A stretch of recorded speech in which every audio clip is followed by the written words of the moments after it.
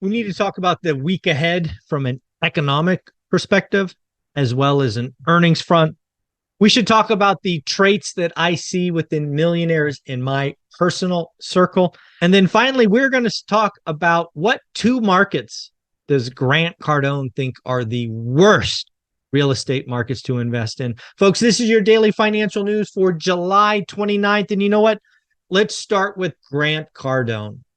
So Grant Cardone was being interviewed, as he often is, about real estate. In this particular interview, they asked AI or artificial intelligence to list the top 10 real estate markets to invest in.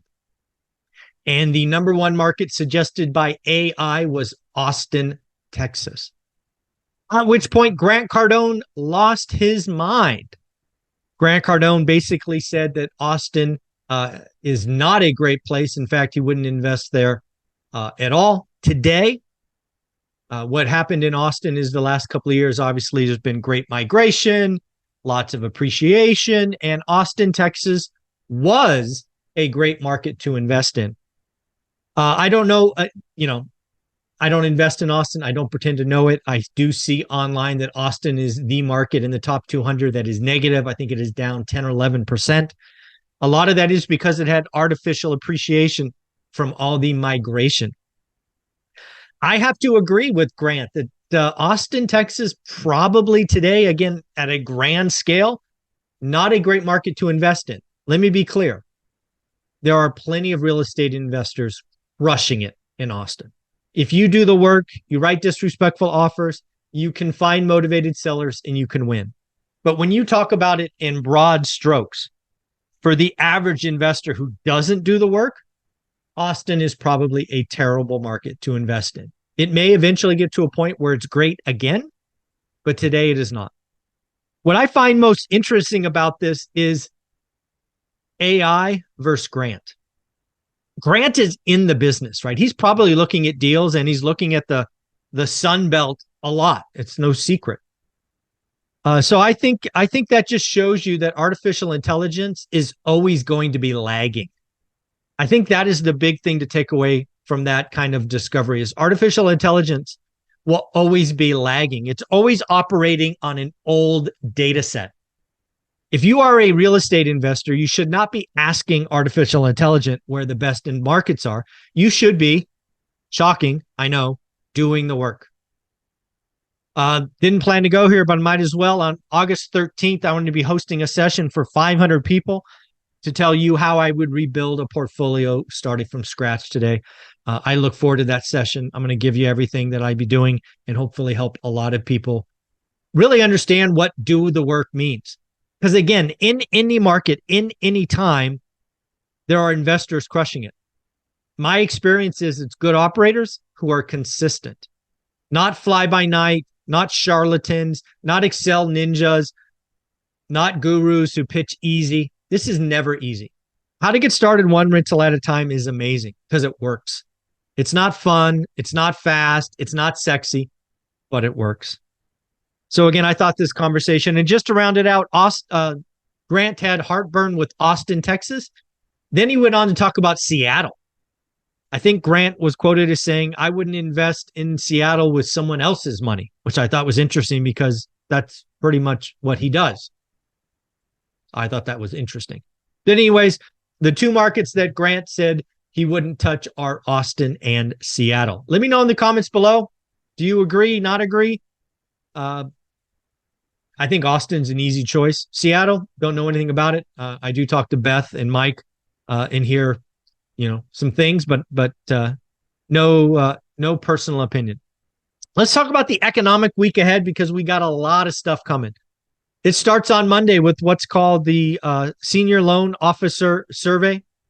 We're going to find out how tight credit is getting, what is loan volume, what is your decline rates. This report probably for 20 years didn't even hit my radar. It's now a key report because I think what's going on with the M2 money supply, it's going to get tighter. It's going to go further negative. A lot of that will show up in this Senior Loan Officer Survey. So very interesting. Then on Tuesday, we get the JOLTS report, our job openings on the decline. We're going to get construction spending. I think if we are going to truly have a rolling recession, you're going to see construction actually be additive to the economy because it has been negative for about 4 quarters. Wednesday, we're going to get the ADP report. Let's not forget one more time. Let's not forget that the ADP report was wildly off from the job survey on Friday, but we will get the ADP report. I think it was like, I don't know, 526, and the Friday report was like 166 or something. So again, ADP report will come out. We will all overreact, and then we will wait for Friday. Thursday, we get the weekly drumbeat, which again is the one weekly number I look at pretty religiously now. The weekly unemployment claims will come out Thursday. And then Friday, the big number of the week, how many jobs were added in July? How many jobs were added in July? And of course, the unemployment rate. Not to be outdone, not only do we have economic data, but we have earnings next week. Start off with SoFi on Monday. We will get AMD and Uber on Tuesday. Wednesday will be PayPal, Robinhood, and CVS. Thursday, Amazon and Apple, Coinbase, Stem, and Expedia. And then finally on Friday, we will get Nikola.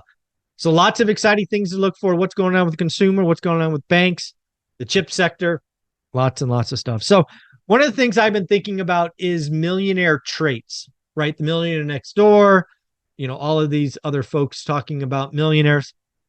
I think it is interesting for me to look at my circle, which, let's be very, very clear. I don't think this is a secret, but let's not hide it. My circle is full of real estate investors, right? Mainly. I still have some friends in tech, but mainly real estate. One, it takes 10 years. It's not overnight. It's not get rich quick. It's get rich for sure. Again, obviously very real estate heavy. 3, typically you're either recycling capital as you're in growth mode, which is something I did, or you're doing what Dion does and you're just having the income snowball kick in and you're buying your next one faster as the snowball kicks in. 4, we use debt. Everyone I know who's a millionaire in real estate uses debt. They use it safely. They're not over leveraged. They're not creating alligators. But yes, and if you don't know what an alligator is, read my first book, One Rental at a Time. It's in there. In fact, it's the only picture in that book. Number 5, no outlandish purchases. We didn't buy Lambos. We didn't buy crazy expensive homes for at least 10 years. You have to get the momentum going. We keep a very tight circle of friends. It's actually one of the rules in the 7 rules of ORAT is you got to audit your network. There's some people in your network today that don't deserve to be there. Get them out. 7, we believed it was possible. We didn't know how. In fact, a lot of the millionaires I know in real estate knew it was possible, but they had no evidence, myself included. Nobody in our network, when we got started, had done it. We just believed if we did the work and we were consistent, it would get better. And then finally, we took ownership of our future. You're going to be 10 years older in 10 years. You got to choose your hard. Life's hard. Life's hard. Right? You choose your hard. So again, lots and lots of stuff going on. And then finally, one of the things I'm left with, I saw this on Twitter. I wish I could give credit to, I think it was Cody Sanchez. And she talked about rich versus freedom, which I thought was interesting. I think if you were to ask most people want to be rich. Why? Because usually when you ask someone to be rich, they can give you a number. I want to be worth 2 million, 5 million, 10 million, whatever it is, rich. But when you ask somebody about freedom, specifically financial freedom, most people haven't done the work. Most people have no idea how little or how much it would take to be free. Let me tell you this right now. The goal is not to be rich. The goal is financial freedom. The goal is options. The goal is choices. The goal is impact. The goal is to be happy. I know plenty of people who make $500,000 a year and are miserable. They're on this hamster wheel. They may look successful from the outside, but you don't want their life. They are in debt up to their eyeballs. If they have one fart and their income goes down, they're almost bankrupt. It is that sad. In fact, I have known sales reps over the last 2 decades who made $1 million and had to declare bankruptcy 3 years later. Folks, you don't want to be rich. You want to be free. You want to have choices. Now, that may mean you get rich, but trust me when I say you need to figure out your monthly burn. What is your financial nut? How much do you need? Please go audit the last 90 days, needs versus wants, whatever it is for you. Go figure that out, folks.